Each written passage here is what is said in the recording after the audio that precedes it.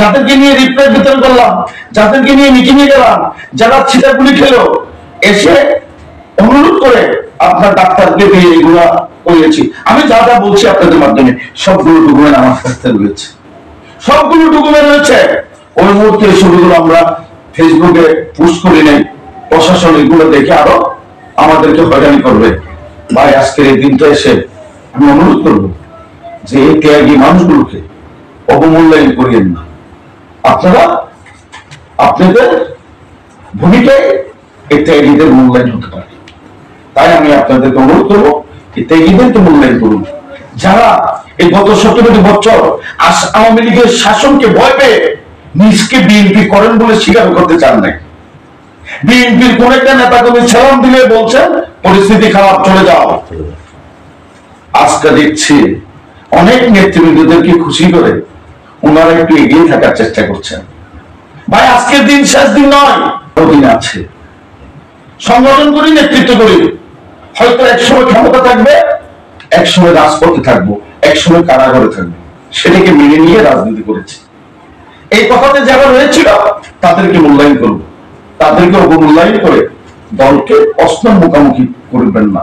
আপনাদের প্রতি অনুরোধ করি, এই 43 জন সাংগঠনিক ওয়ার্ডের থেকে ঢাকার যেগুলো জায়গায় গোলাপবাগ, পল্টন, রমনাবাগ, আপনার ইঞ্জিনিয়ার সরদান, আপনারা দেখেছেন দলকে পছন্দ করে নেতৃবৃন্দদের ব্যানার পোস্টার নিয়ে আমরা যে ওখানে হাজির হয়েছি।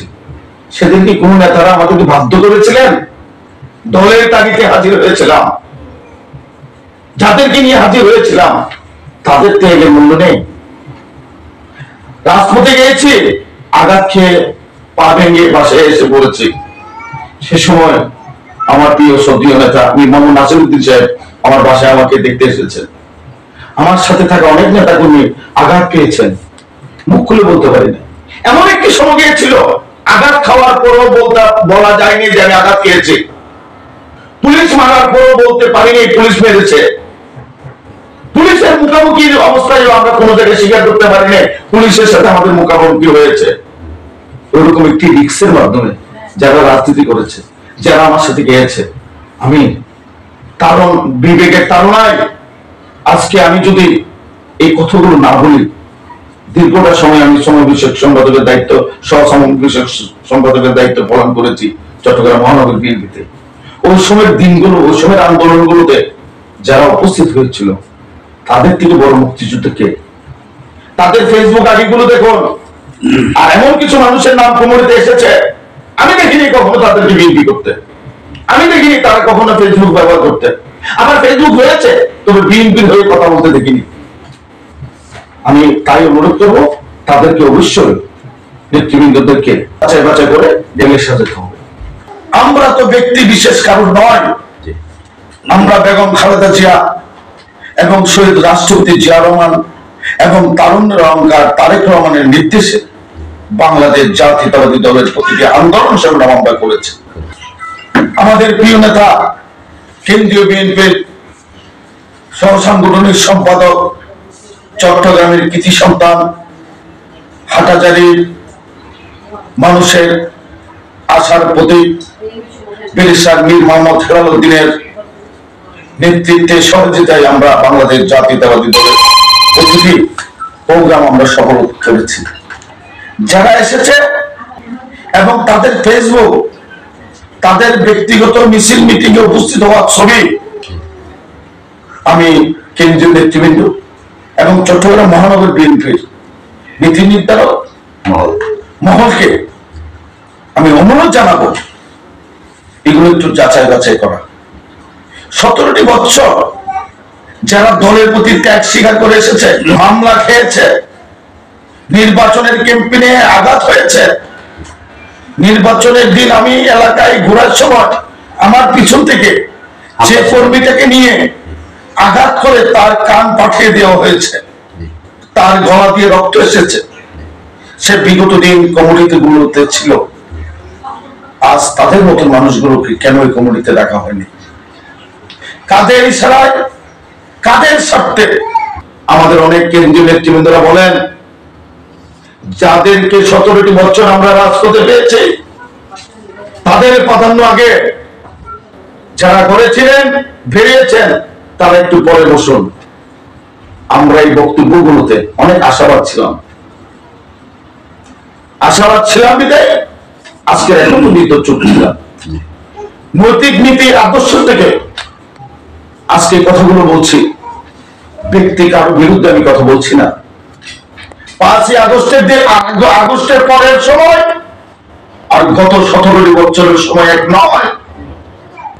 গত 17টি বছরের মাঝে যারা 10 জন নিয়ে যেতে পারে না, তাদের অনেকজনের সাথে এখন লাখ লাখ মানুষ বেড়ে যায়। ওই সময় যারা মিছিল মিটিং এ গিয়েছে, মৃত্যুকে মেনে নিয়ে মিছিলে গিয়েছে। কারাগারে যেতে হবে জেনে মিছিলে গিয়েছে। এখন কারো কারাগারে যেতে হবে না। এখন কারো 17টি বছর অনেকে বলেছেন আমি চাকরি করি, আমার সংসার আছে, আমি আমার জীবন যাপন নিয়ে আছি। আর যারা দেখেছে আজকে শুনেছে, তাদেরকে ঘরে ঢুকে যেতে হবে। আর এই খোলা মাঠে এবং জনতার ঢেউয়ে আপনি নেতাগিরি করবেন, তা তো আমি মেনে নেব না।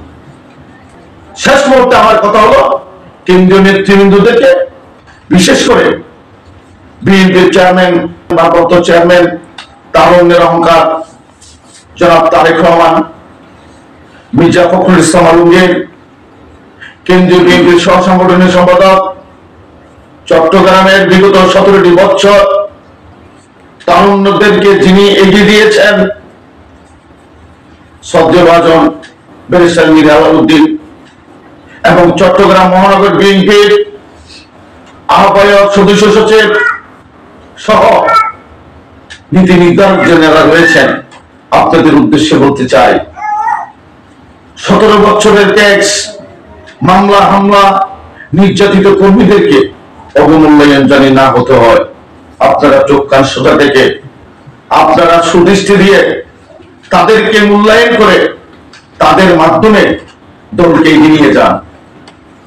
তবে গত 17টি বছর যারা বিএনপি হয়ে ছবি তুলতে চায় নাই, যাদের ফেসবুক থাকার পরেও বিভিন্ন ভাষায় লিখেছেন, দলের পক্ষে লেখেননি, আর যে ছবি তুলেছেন দলের পক্ষে প্রচার করেছেন, যে মামলা হামলাকে ভয় পান নাই, আজকের এই সময় সে নির্যাতিত হবে, আমার মনে সেটি ভালো কিছু দেখায় না।